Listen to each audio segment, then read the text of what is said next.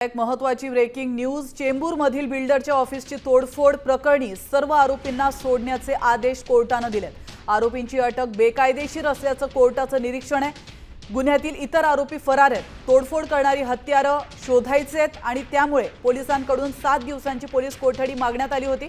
मात्र अटक बेकायदेशीर असल्याचं कोर्टाचं निरीक्षण आहे आणि त्यानंतर या सर्व आरोपींना सोडण्याचे आदेश कोर्टाने दिलेत। याविषयी अधिक माहिती देण्यासाठी आपले प्रतिनिधी सूरज मसूरकर थेट आपल्यासोबत जोडले गेलेले आहेत। सूरज, अतिशय मोठी ही घटना होती। चेंबूरमधील बिल्डरच्या ऑफिसची तोडफोड झाली होती, मात्र आरोपींना सोडण्याचे आदेश देण्यात आलेत। नेमकं काय निरीक्षण नोंदवलंय कोर्टानं? निश्चितच जी काही घटना घडली होती आणि त्या घटनेनंतर 3 आरोपींना जे आहे ते पोलिसांनी अटक केलेली होती आणि त्यानंतर आज कोर्टामध्ये ही महत्त्वाची सुनावणी जी आहे ती पार पडली होती।